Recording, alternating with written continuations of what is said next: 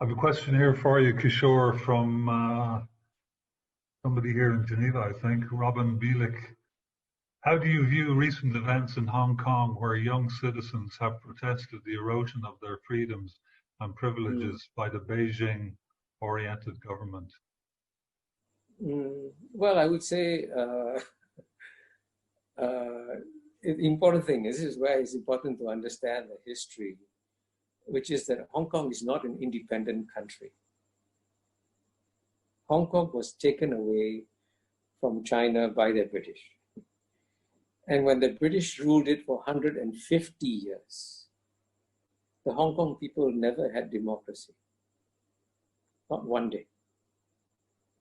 So it's interesting that the British people, who never gave Hong Kong a day of democracy, are now asking, why doesn't Hong Kong have democracy?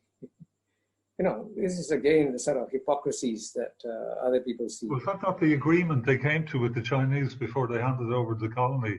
And it's certainly the understanding of most Hong Kong citizens, if one is to judge them by their actions on the streets, that they're so apprehensive about the possibility of having what little local government and democracy that they do enjoy being taken away from them by this superpower in Beijing. They are part of China, and they're not an independent. They must bow the knee to the Communist Party of China. The point is I guess, you know, in some ways you can argue that perhaps it was a mistake for China to agree to 50 years of autonomy for Hong Kong. That maybe they should have done what India did with Goa. As you know, the British Prime Minister and the United States President called up Jawaharlal Nehru and said, don't invade Goa, which was then a Portuguese colony. And Jawaharlal Nehru ignored it and said, this is Indian territory, I'm taking it back. And what's interesting is that China didn't do that. China could have easily invaded and taken over Hong Kong. It looks to us like they are trying to do it. And so in a sense, China is being punished now for allowing autonomy to Hong Kong. I would disagree with you. Let me finish. If you're a questioner and you really want to help the people of Hong Kong, the best way you can help them is to understand that there's some hard geopolitical realities that will not change. And that if you are 7 million people and you want to pick a quarrel with a country you're part of 1.4 billion people, think very carefully. What are the consequences?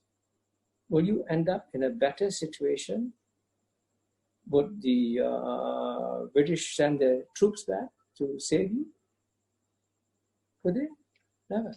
So, I mean, this is what, as a geopolitical analyst and a realist, I find that it's always very comfortable to posture and to take, you know, very nice positions. And then at the end of the day, when the people of Hong Kong suffer as a result, you can walk away and say, I'm sorry, that's your problem, no longer my problem. But the people of Hong Kong have to deal with the reality that they are part of China and they have to learn to live.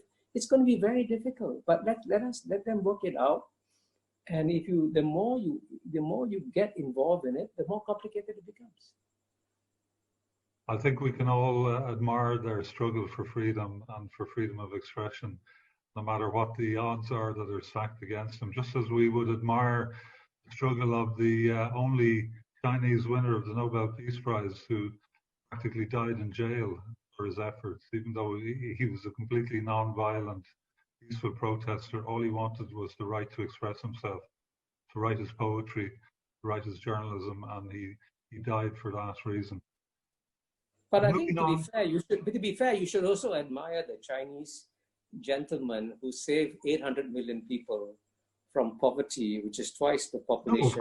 of course, nobody. And nobody... I think you would agree with me that the Nobel Peace Prize should have also been given to the person who saved the one human being in the world, in human history, who actually deserves the Nobel Peace Prize because he's rescued close to 1 billion people from poverty, is Deng Xiaoping. And so far I've never heard any Westerner trying to offer the Nobel Peace Prize to Deng Xiaoping. So why is it why is it you want to focus on where the Chinese have gone wrong? I'm sure. Why don't you focus on where the Chinese have gone right? Okay, let's move to that.